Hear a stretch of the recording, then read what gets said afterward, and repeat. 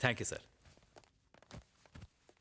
Sir ये लोग global private limited के बोर्ड मेंबर्स हैं। ये चाहते हैं कि आप कृष्णानगर गांव को पूरा खाली करवा दें। भाई तुमने तो ऐसे कह दिया जैसे कोई बच्चा चॉकलेट मांगता है। जितना लगता है उतना आसान नहीं। हमने कृष्णानगर के पहाड़ी इलाकों का सर्वे करवाया है। सर्वे रिपोर्ट के मुताबिक वहाँ काफी मात्रा में माइका मिलने की संभावना है। 4 पीढ़ियां गुजर गई सर, माइका किसी ने नहीं निकाला, जबकि इसे निकालना बहुत आसान है, पर इसे किसी ने हाथ नहीं लगाया। आप चाहें तो खुदाई शुरू कर सकते हैं, रातों रात माला माल हो जाएंगे, लेकिन ट्रांसपोर्ट का प्रॉब्लम है। वहाँ पर एक सबसे बड़ा कांटा है। जिस कांटे की बात कर रहे हो उसका नाम अशोक शास्त्री है। अगर उसे पता चला कि हमारी नजर कृष्णानगर पर है तो वो न जाने हमारे कितने टुकड़े करके उसी माइका की खदान में गाड़ देगा।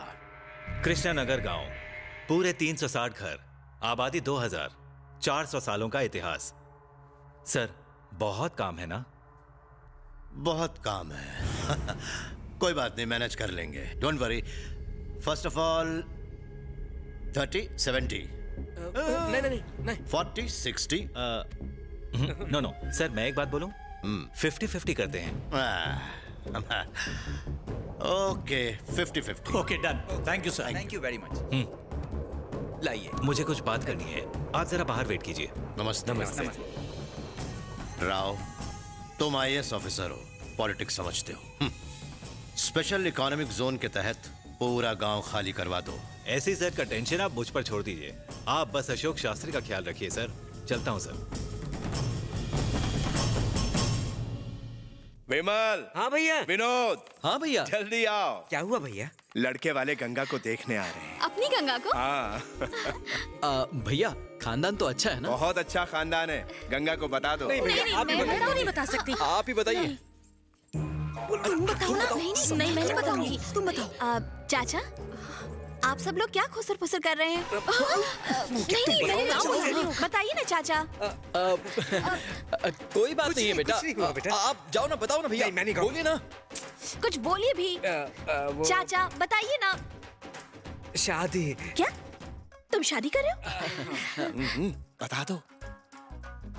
अरे गंगा दीदी, कल आपको देखने के लिए US से लड़के वाले आ रहे हैं। घर के सारे बड़े आपको ये बताने से डर रहे हैं। ना तो वो खुद कुछ बताते हैं और ना ही हमें बताने दे रहे हैं, इसीलिए मैं आपको ये बात बता रही हूँ।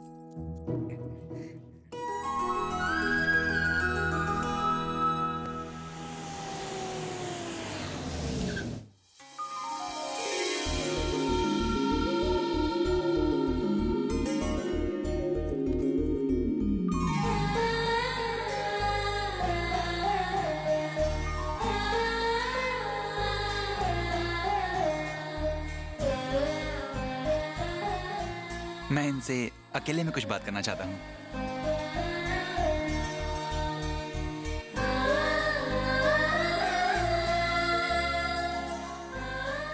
तुम्हारे पापा दिखते भोले हैं, लेकिन हैं बहुत बुद्धिमान। मुझे तुम पसंद आई। गंगा, तुम्हारा क्वालिफिकेशन क्या है? ग्रेजुएट। ओह, सिर्फ ग्रेजुएशन? ये सब पुरानी चीजें हैं। आजकल की लड़कियों को देखो, वो क्या कुछ नहीं कर रही हैं, जैसे MBA। तुमने ऐसा कुछ क्यों नहीं किया? मैंने अब तक शादी के लिए 100 से ज्यादा लड़कियां रिजेक्ट की हैं, क्योंकि मुझे जो क्वालिटी चाहिए वो किसी में मिलती ही नहीं है। जो दिखने में अच्छी थी उनके पास पैसे नहीं थे, और जिनके पास पैसा था उनके पास कुंवारापन नहीं था। मुझे लगता है तुम्हारे पास ये दोनों खूबियां हैं। अच्छा ये बताओ, मैं तुम्हें पसंद हूं ना? मैं भी तो जरा ये देखूं कि मैं जिस लड़के से शादी कर रही हूँ वो कुमारा और पैसे वाला है या भिखारी है। What? Dad!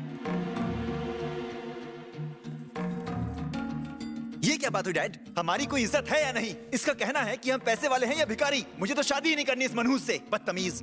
जबान संभाल के बात करो, तुम्हें बात करने की तमीज नहीं। What are you saying, uncle? अंग्रेजी झाड़ना बंद करो। ये अमेरिका नहीं भारत है, यहाँ सब हिंदी में बात करते हैं। एक लफ्ज और बोला तो धक्के मार के निकाल दूंगा। हमें ये शादी नहीं करनी, चलो यहाँ से। You're right, Dad. रुक जाओ। तुम आए, मुझे देखा और अब जा रहे हो। दुनिया वालों से क्या कहोगे? कि लड़की बदतमीज थी। मेरे बेटे पे हाथ उठाया।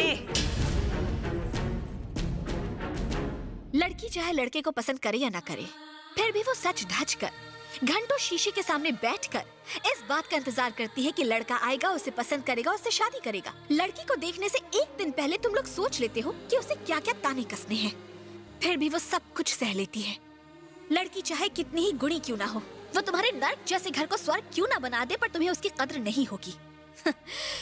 तुम लोगों को तो सिर्फ दहेज चाहिए, चाहे उसके लिए लड़की के माँ बाप कर्जे में डूब क्यों ना जाए। तुम जैसे दहेज के भिखारियों को जीने का कोई हक नहीं। फोटो मांगोगे, फिर फोटो में ही कमियां निकालोगे, फिर उसे घूर लेने के बाद ना कहोगे, लेकिन दहेज की लंबी लिस्ट नहीं भूलोगे। तुम जैसे लोग तो नर्क में सड़ने चाहिए।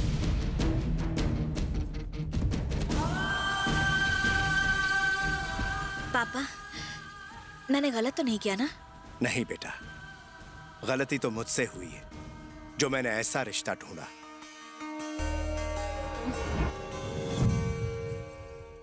पहले भी चंडी अन्याय सहन नहीं कर सकती थी, और आज भी अन्याय की खबर मिलते ही चंडी मदद के लिए पहुंच जाती है।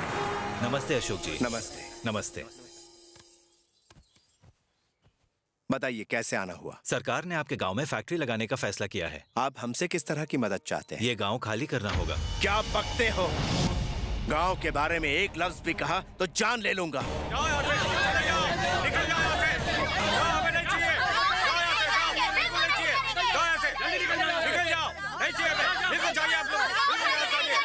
हमने सरकार से कभी कोई मदद नहीं मांगी।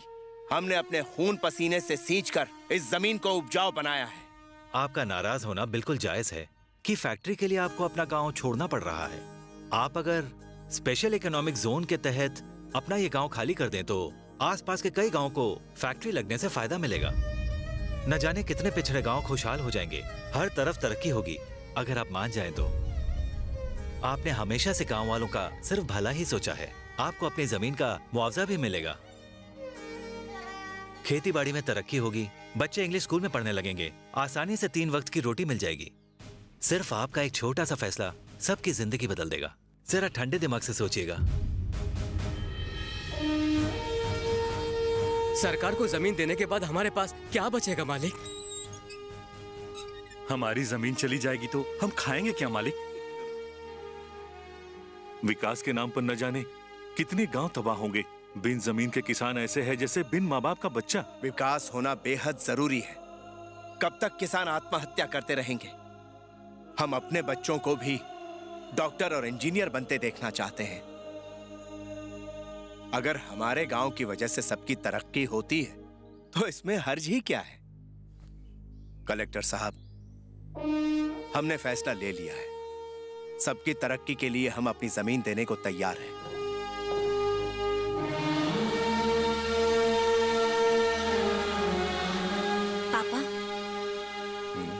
आज तक आपने जब भी कोई फैसला लिया, मैंने आपके चेहरे पर खुशी ही देखी है।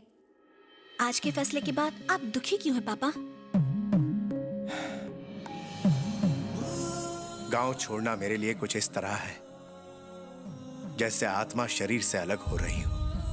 ये खेत, खलिहान, भाईचारा सब खत्म हो जाएगा। यही सब सोचकर मैं दुखी हूं बेटा। गांव वाले बहुत भोले हैं। मैं नहीं चाहता मेरे फैसले से उन्हें कोई नुकसान पहुंचे। यही बात मुझे खाए जा रही है। लेकिन सड़कें, स्कूल, फैक्ट्री, रोजगार तरक्की के लिए जरूरी है। परिवर्तन ही इस संसार का नियम है। देश के लिए, उज्जवल भविष्य के लिए हमें इस गांव को छोड़ना ही पड़ेगा बेटा।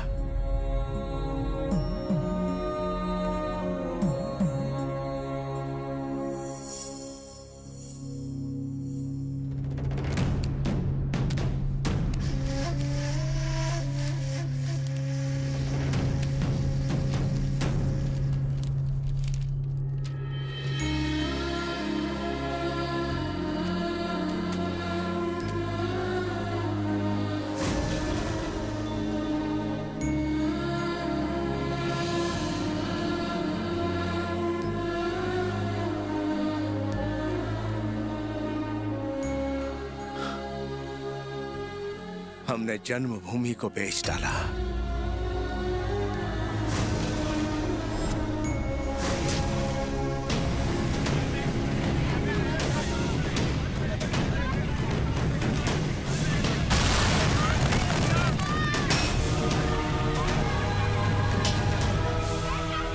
ये रहा तुम्हारा हिस्सा। खुदाई का काम शुरू कर दो। विकास के नाम पर सबको उल्लू बनाया और उनसे पूरा गांव हमने खाली करवा दिया। मैंने गांव वालों को धोखा दिया है। अशोक शास्त्री को इसका पता चला तो? सरकार हमारे हाथों में है कलेक्टर। मुआवजा लेने और पेपर साइन करने के बाद ये गांव वाले हमारा कुछ नहीं कर सकते। हाँ हाँ बोलिए। मालिक, मालिक, गजब हो गया मालिक। क्या हुआ? उन लोगों ने हमें धोखा दिया है। मिनिस्टर ने, कलेक्टर ने हमारी जमीन प्राइवेट कंपनी वालों को बेच दी है। हमारे साथ बहुत बड़ी नाइंसाफी हुई है। हमें जमीन वापस लेनी चाहिए।